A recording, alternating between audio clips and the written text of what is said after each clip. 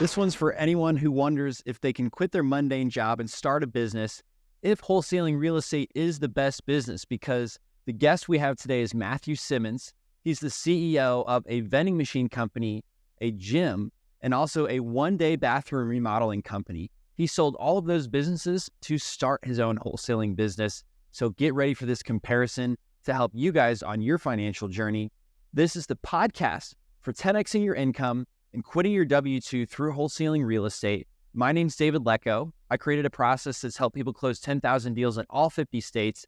And my co-host is Ryan Haywood, who took a 14-day wholesaling challenge in 2019, made $8,500, and he's closed over 420 deals now, one of the top DealMachine customers. And we're here to deliver financial freedom. So Matthew, how did you make $18,000 on your first wholesale deal? Yeah, that was interesting. I had gotten a list of probate deals when I first got started, and I started off with direct mail, mailing out some postcards, and I didn't get a whole lot of responses, and so I actually took it to the next level and started doing some door knocking on some of the ones I thought were more interesting. And I went and saw a house that wasn't in a super desirable area, but it seemed to be in really good condition. And at the time, the only formula I knew, guys, was the one where you take the after repair value and you subtract off the cost of repairs and everything, and then you come up with your maximum allowable offer. Well, when I did that on this particular house, I had to offer $11,000. It was in a really lower end area, but it was a solid turnkey rental. And I remember just feeling terrible having to offer $11,000. And so I just went to the family and said, sorry, everybody, I just don't think that my model is going to work for you, because when I run my numbers backwards, I mean, you all know the values here aren't real high. It just doesn't leave a whole lot of meat on the bone for you. And I really just don't want to insult you. And in doing that, they were immediately drawn in and said, you're not going to insult us. We understand we're leaving money on the table. We appreciate you being honest. We just want a nice, quick, easy close. And so I said $11,000, and that was agreeable to them. We signed the deal right on the spot there. At the time, I didn't have a buyer's list. Went to a RIA meeting, shopped it around, got a few offers, and ultimately sold it for $29,000. Whoa, that's crazy.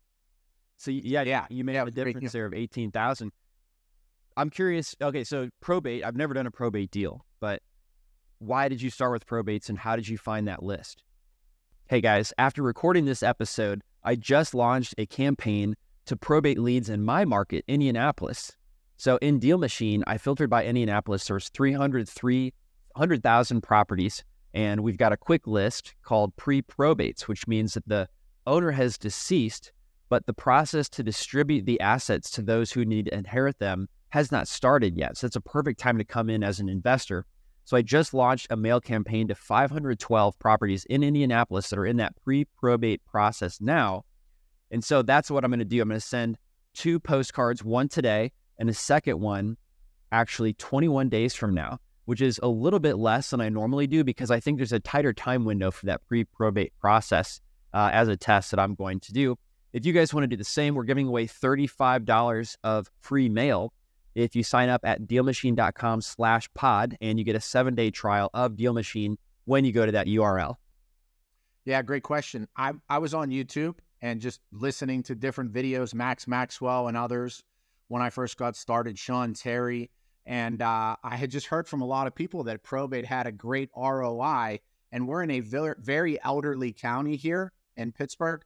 Allegheny County is one of the eldest counties in the country. And so probate was very popular here in terms of volume and in terms of opportunity.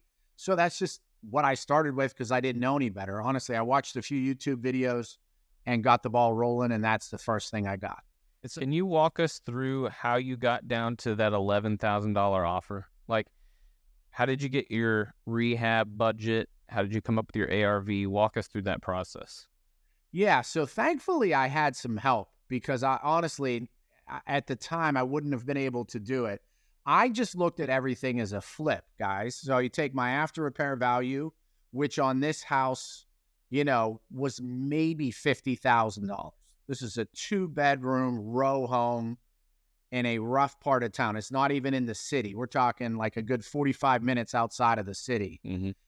So it would have maybe been $50,000. By the time I ran my numbers times 0.7, which is what we were working with then, put me at 35,000. And it needed to flip it, it literally needed a full rehab. It was livable as a D-class rental, but to flip it, the cost of the repairs would have far exceeded the after repair value. So if I went 50 times 0.7, that's 35 minus repairs. The repairs were in excess of 35. So I went to one of the guys I knew was a local investor, and I said, my formula is just not penciling out here. I literally couldn't buy the house for $0. Right. And he said, well, there is value. The value is just as a rental. And when you evaluate it as a rental, you've got to look at it totally differently. So that's when I learned how to calculate rents. I learned how to look at other as-is comps that investors were buying for cash as opposed to flips, which was all my training that I'd gotten from YouTube. And I just found a bunch of flips a bunch of as-is rental comps that had sold for cash in the area for anywhere from $20,000 to $30,000. So truth be told, I thought I could probably sell this for about 20. So I'm going to start at 11. I didn't want to go too aggressive. I'm going to start at 11. Shoot, we'll probably settle at 15 and I'll sell it for 20. I'll get my feet wet and make a few $1,000s. They were so motivated that they jumped on the 11. And then there was a few folks interested that bid the price up to 28. So I kind of fell into it because I had some help from a mentor. But truth be told, I wasn't anticipating quite so big a spread when I made the offer. One question, actually I have two follow-ups here. So 0.7, what does that represent? When you're saying you're multiplying your ARV times 0.7, what does that mean?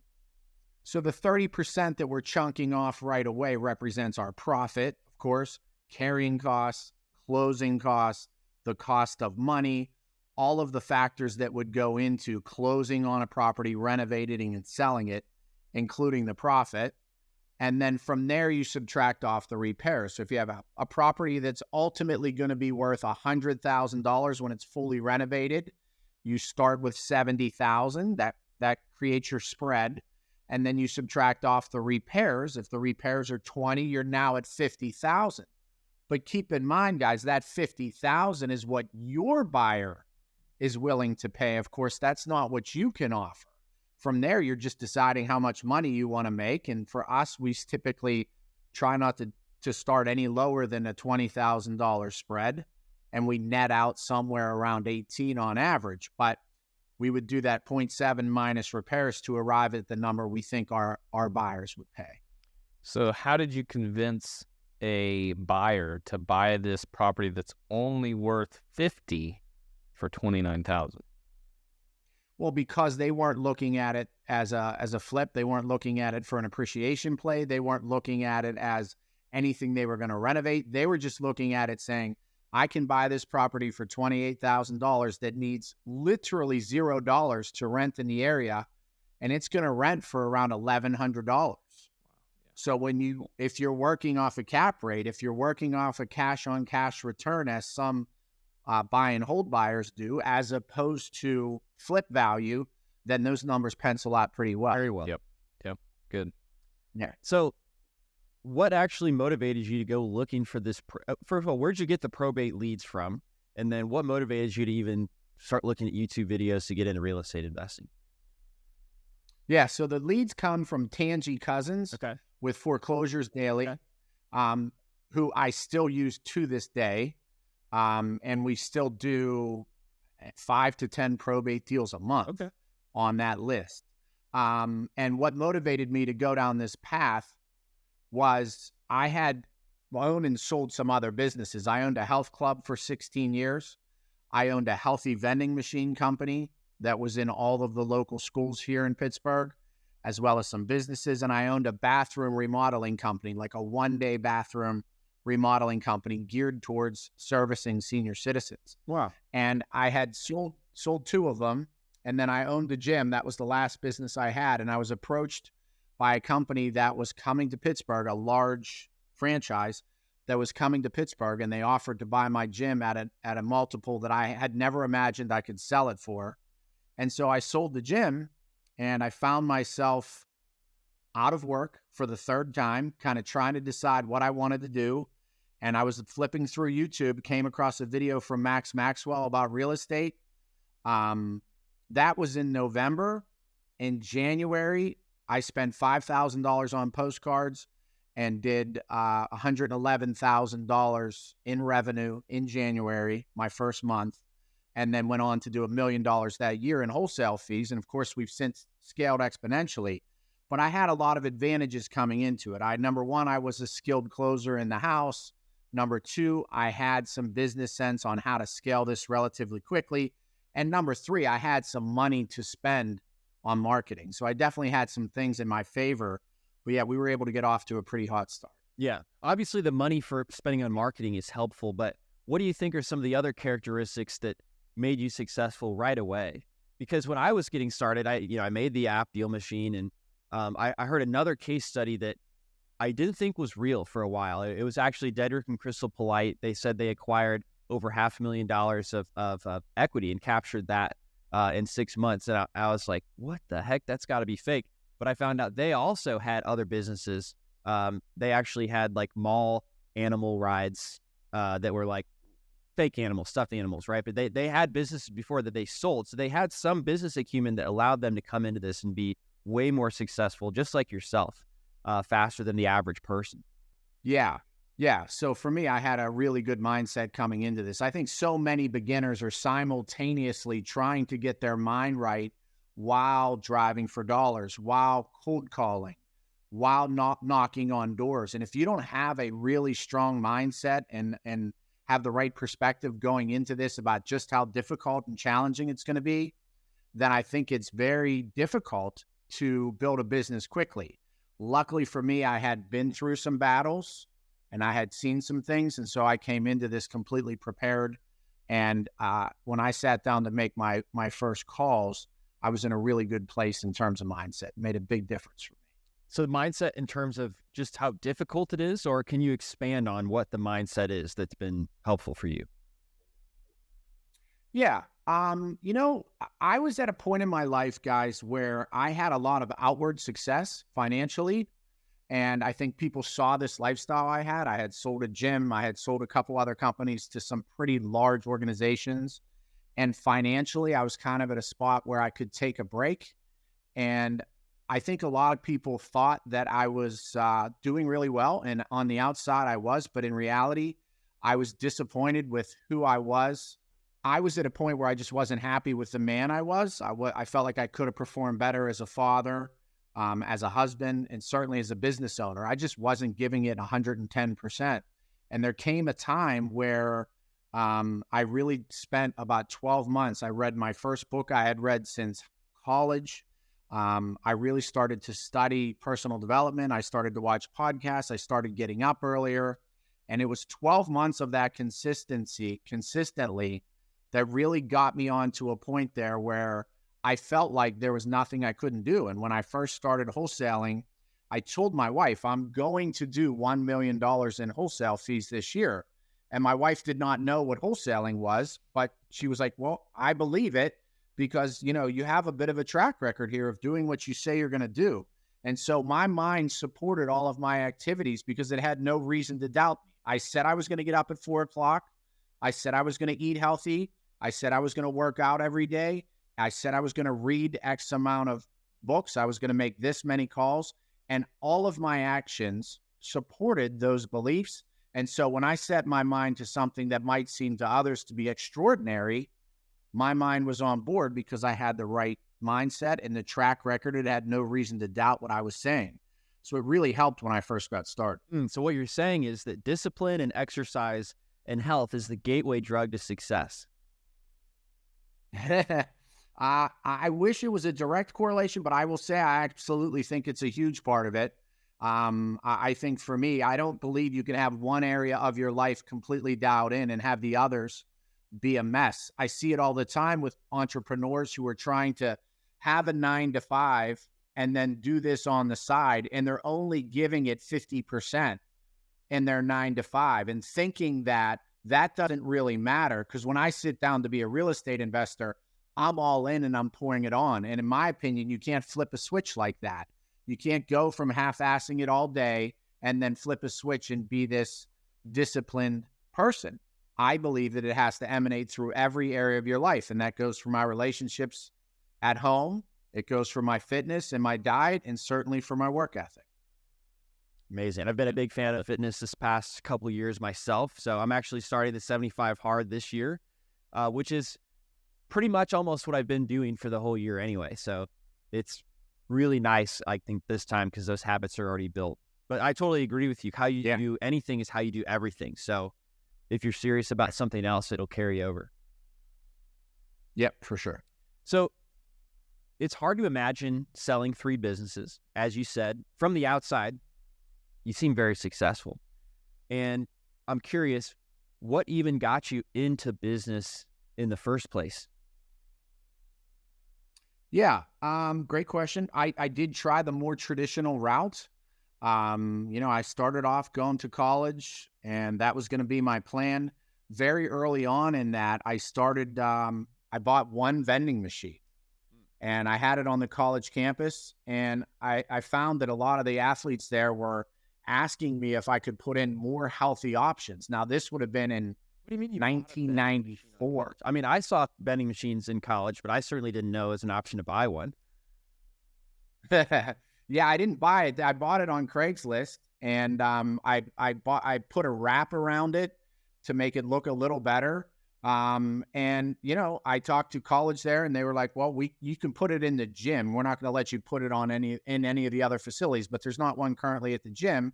And I had a business professor there that was super active and supportive of me, so he let me put it in there, and all the athletes started asking for healthy options. So I started this company, Healthy Hard Vending. And we got in a lot of high schools. We got in a lot of businesses. We were able to sell businesses on the benefits of having healthy employees, and basically said, listen, if they want to eat like crap at home, if they want to bring crap into the workplace, which is going to make them, lackadaisical while they're here, that's fine. You shouldn't be feeding that to them. And we got a lot of people to switch over their vending machines to Healthy Heart. I had the route automated and then was approached by a pretty big company here to buy it out, and the rest is history. That's cool. Well, congratulations on that, man. That's super cool. So yeah, thank you. You were kind of interested in business itself because you had a professor you were studying business from, right? So that was kind of naturally on your radar. Yes. How much is a vending machine? Yeah. He was a huge influence on me. And my father was an entrepreneur. Okay. He was a contractor, blue collar guy. But I kind of admired the way that he handled himself. He was able to, work at his own pace. Certainly was up early every day and working hard, but I felt like he controlled his own schedule.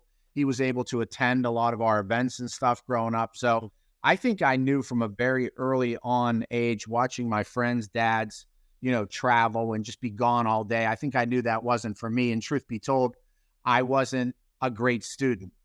Intelligent enough, but just wasn't applying it. And I knew that wasn't my future. So I was looking for something else. And this is what led me down this path. I've never actually had a quote unquote real job. I mean, I kind of went straight from college down this path and just kept going. Well, as we round out the episode, can you tell us, how does wholesaling compare, in your opinion, to the other 3 businesses that you've had?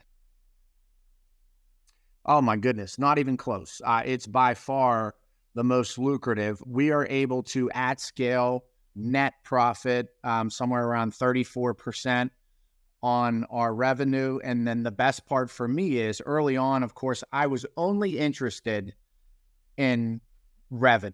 How much money could we do a year? Could we do $1 million? Could we do $5 million? These were the things that were important to me. But as you graduate to the next level of wholesaling, you realize that the true value in wholesaling is that you are controlling the deal. And when you control the deal, you can cherry pick out the best ones to keep for your own portfolio. Yep. And so now we've scaled up our rental business, and we have over 300 units where we keep the rental in-house. So that's been the best part about wholesaling, is that my wife and I feel like every day we wake up and we work on our retirement. I have friends and their wives who, maybe this time of year, they have that one conversation a year around retirement, and it's our job to do that all day, every day. And so we love wholesaling. We love the active revenue. But once you start scaling that up, if you aren't buying rentals, not only are you missing out on some tremendous opportunities to build passive income, but you're going to get crushed in taxes, as I'm sure you guys know. Absolutely. And you're comparing it again to owning a gym, having a healthy vending machine business, and what was the third one? The bathroom remodeling company. So truth be told, they all have some similar components. The vending machine is quote unquote passive income, which I was drawn to right away. I didn't have to be standing by the machine to make money. The gym business is recurring revenue. Once you sell a membership for $40 a month, it keeps coming in every single month, whether they use it or not. And as you know, David, most people do not use it, but they keep paying. And then the bathroom remodeling had a perspective there as well, because we were getting contracts with the state to renovate homes for people who are coming back from rehab facilities and their home could no longer support them. So grab bars, stair lifts, walk-in tubs, walk-in showers. So all four of my businesses are similar in the sense that they all had some form of recurring revenue. And I think I've always been drawn to the idea of kind of making money while I sleep. So cool.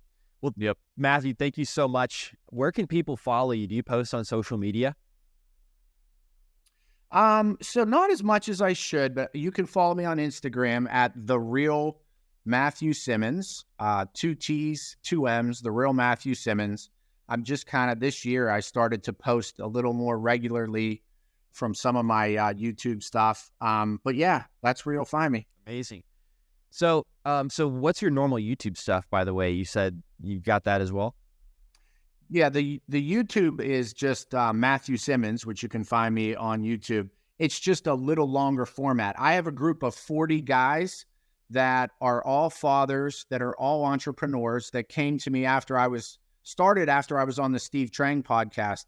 Some guys who were looking for some guidance in their business and just kind of in general.